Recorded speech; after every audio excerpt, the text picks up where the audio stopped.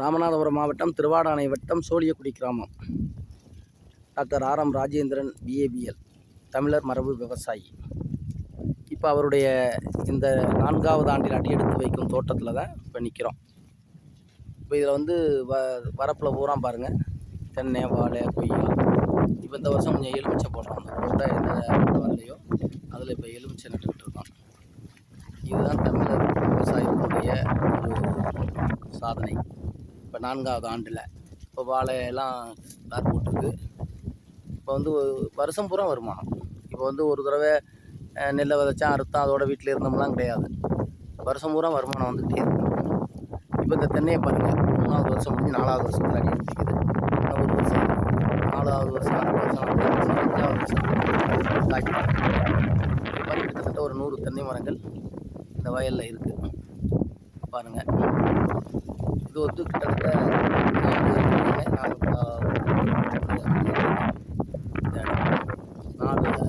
4 வயலாக பிரிச்சு. இந்த தமிழர் மரபு வேளாண்மையை தான் அடிக்கடி நாங்கள் ஏன் இதை வந்து வீடியோ எடுத்து காட்டுறோம்னா, இப்போ இதில் 2வது போகமாக கருது எடுத்துட்டோம், மாசியில் கருது எடுத்தோம். அதுக்கடுத்து இப்போ வந்து பங்குனி பட்டத்தில் உளுந்து விதைச்சோம். இப்போ வந்து இன்னொரு வயல் உளுந்து எடுத்து போட்டிருக்கோம். வந்து இந்த சித்திரப்பட்டத்தில் எள்ளு, உளுந்து, இது ஒரு கூடு வருமானம். இப்போ நமக்கு நெல்லுக்கு பாய்ச்சுற நீர் புல்லுக்கும் வரும்னு சொன்ன மாதிரி, இப்போ உளுந்துக்கு பாய்ச்சுற நீரை இப்போ எது எடுத்துக்கிறோம், வாழை, தென்னை, கொய்யாலாம் எடுத்துக்கிறோம். வரப்பில் இருக்கிறது பூரா எடுத்துக்கிறோம். இதுதான் தமிழர் வேளாண்மையினுடைய மாபெரும் சிறப்பு.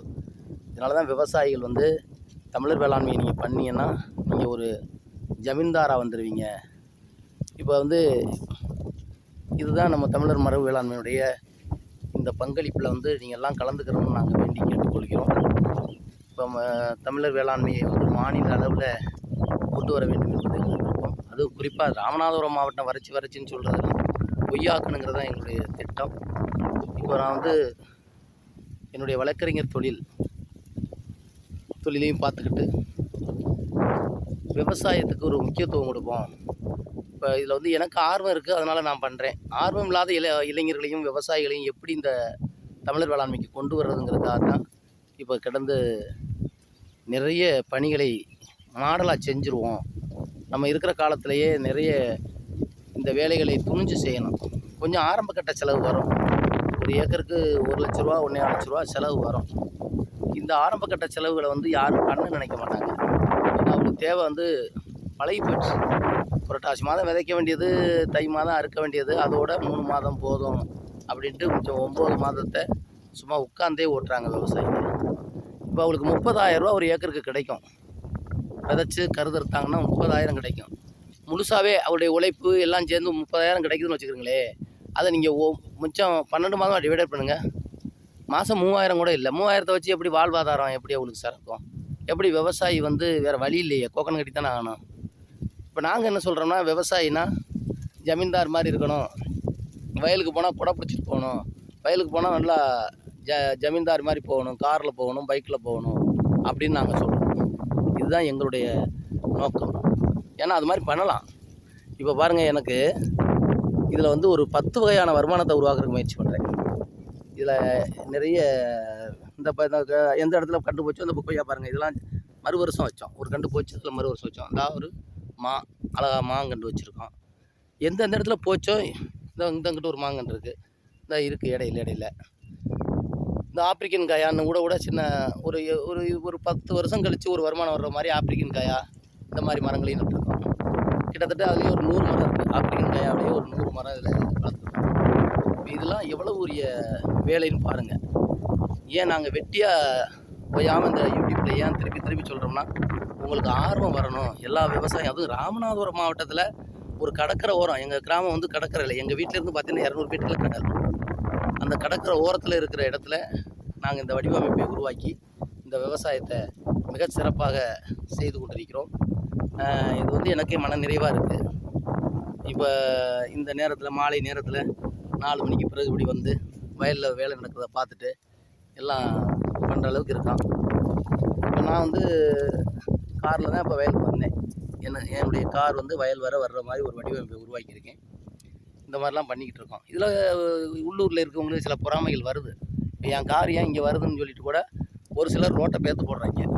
காரில் என்ன ஒரு விவசாயி போகிறது, நடந்து தானே போகணும்னு அந்த 10ஆம் பசலித்தனமாகவும் சில பேர் பண்ணுறாங்க. இதெல்லாம் நாங்கள் வந்து அதிகாரிகள்கிட்ட சொல்லி கண்டிச்சுட்டு தான் இருக்கோம்.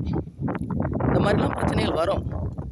வரப்பை வந்து அடைக்கணும், வரப்பை வந்து பெருசாக போடணும். இப்போ அந்த வரப்புடைய அகலத்திலாம் பார்த்தீங்களா, கிட்டத்தட்ட 12 அடி இருக்கும். அந்த அகலம் வரப்புடைய அகலம் 12 அடி இருக்கும். ஏன் இந்த வரப்பு தான் வருமானம் நமக்கு. வயலை தூத்த மாதிரி தெரியும், ஆனால் அந்த மனசு வேணும். வரப்பை வந்து பெருசாக போடுறதுக்கு மனசு வேணும். அப்போ அதனால தான் இந்த தென்னை வந்து ஆரோக்கியமாக வளருது. இந்த தென்னை எப்படி வருதுன்னு பாருங்கள். இந்த தென்னையெல்லாம் ஆரோக்கியமாக வருது. நம்ம பெய்கிற மழை தண்ணியை தேக்கிறோம், அல்லது பைத்துக்கு அடிக்கிற அந்த தண்ணியை வச்சு பயன்படுத்திக்கிறது அந்த மரத்துக்குன்னு தனியாக நாங்கள் தண்ணி பாய்ச்சறதில்ல. அதனால் அன்புக்குரிய அருமை விவசாயம் பெறக்கூடிய மக்கள், இந்த வீடியோவை நீங்கள் வந்து முழுசாக பார்க்கணும். முழுசாக பார்த்தா தான் எல்லா விஷயமும் தெரியும். இல்லை இந்த வீடியோவில் தெரியல அப்படின்னா நீங்கள் ராமநாதபுரம் மாவட்டத்தில் திருவாடானை தாலுகாவில் தொண்டிக்கு பக்கத்தில் ஈசிஆர் ரோட்டில் சோழியக்குடி கிராமம் அப்படின்னு கேட்டு வாங்க. இங்கே வந்து என் பேரை சொல்லுங்கள், ராஜேந்திரன் தமிழர் வேளாண்மை செய்கிறார்ல ஒரு வக்கீல் அப்படின்னு சொல்லுங்கள். இல்லை நான் 10 ஆண்டு கவுன்சிலராக வேறு இருந்தேன். இந்த தொழில்நுட்பம்லாம் எனக்கு ஏற்கனவே தெரியல. எனக்கெல்லாம் ஒரு 15-20 வருஷத்துக்கு முன்னால் செஞ்சு தான் இன்னும் பிரமாதமாக பண்ணியிருப்பேன். இப்போ இந்த யூடியூப் கலாச்சாரம் வந்த பிறகு தான் இந்த தமிழர் வேளாண்மை எங்கே நடக்குதுன்னு பார்த்து, இங்கேருந்து மாயவரத்துக்கு பக்கத்தில் நரசிங்கநத்தத்தில் ஐயா ஞானப்பிரகாசம் அவர்கள் வந்து 45 வருஷமாக பண்ணுறாரு. அதை போய் நான் பார்த்தேன். இங்கேருந்து கார் எடுத்துகிட்டு போனேன், பார்த்தேன். அதுக்கு பிறகு எனக்கு மன நிறைவாக வந்தது. ஏன் நம்ம இந்த ராமநாதபுரம் மாவட்டத்தில் நம்ம ஒரு முன்மாதிரியாக இருக்கக்கூடாதுங்கிறத தான் இந்த வேலையை செஞ்சுக்கிட்டு இருக்கேன்.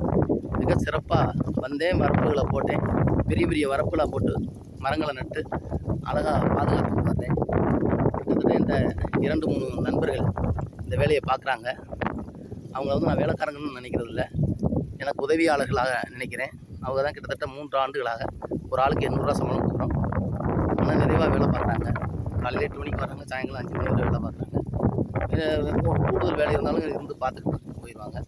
இப்படி தான் அவங்கள வச்சு ஒரு 3 பேர், ஒரு டிரைவர், 2 குழி எடுத்து மற்ற கண்டுகளை வைக்கிறது பண்ணுறதுக்கெலாம் ஆளுகளை போட்டு பண்ணிக்கிட்டு இருக்கோம்.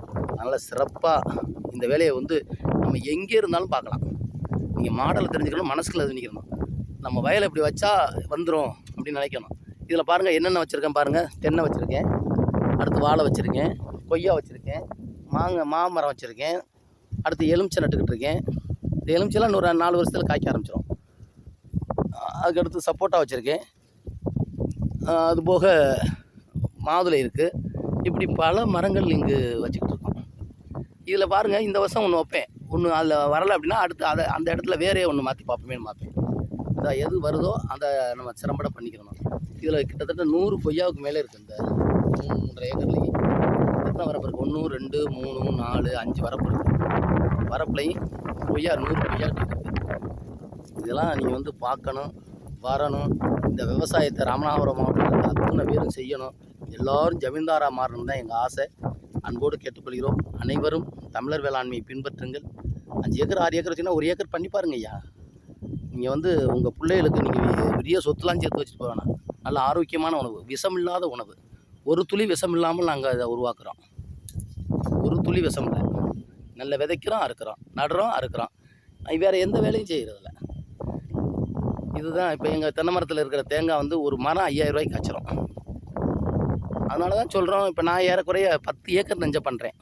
10 ஏக்கரில் ஏறக்குறைய எவ்வளோ கிடைக்கும் நீங்கள் நினைக்கிறீங்க? 500 தென்னைக்கிட்ட வளர்க்குறேன், நிறைய மரங்கள் வளர்க்குறேன். அதனால் நீங்கள் வந்து அன்புக்குரிய விவசாய பெருங்குடி மக்கள் வரணும், எல்லோரும் வரணும். பொழுதுபோக்காக இருந்துக்கிட்டு வெட்டியாக அரசியல் பண்ணிக்கிட்டு நீங்கள் அரசியல்வாதி பின்னால் போகிறதுல பலனே கிடையாது. அதை ஒரு சேவையாக வச்சுக்கிறங்க, அரசியலை சேவையாக வச்சுக்கிறங்க. அதை ஒரு தொழிலை வைக்காதீங்க, அது எல்லாருக்கும் எடுபடாது. இப்போ அரசியல் தொழில் அப்படின்னு நினச்சிக்கிட்டு வேட்டியை கட்டிக்கிட்டு தர்றாங்க. நானும் ஒரு அரசியல்வாதி தான், இருந்தாலும் நான்லாம் அரசியல் வந்து புனிதமானது. நம்மளால் முடிஞ்சால் அந்த அரசியலில் செலவழிக்கணும், இல்லைன்னா தமிழர் வேளாண்மை தான் ஒரு புனிதமானது. ஒரு துளி விஷம் இல்லாமல் ஒரு உணவை படைக்கிறோம், அதை 100 பேருக்கு கொடுக்குறோம், அதிலிருந்து வர்ற வருமானம் திருப்தியாக இருக்குது அப்படின்னு நான் நினைக்கிறேன். நன்றி. இந்த விவசாயத்திற்கு நீங்கள் அனைவரும் வர வேண்டும். இதை வந்து தமிழர் விவசாயி என்ற யூடியூப் சேனல் ஒன்று துவங்கி இதை போட்டுக்கிட்டு இருக்கேன். இதை அப்பப்போ பதிவில் வரும்பொழுது நீங்கள் பார்த்துட்டு அதை சப்ஸ்கிரைப் பண்ணுங்கள், லைக் பண்ணுங்கள், ஷேர் பண்ணுங்கள். நன்றி, வணக்கம்.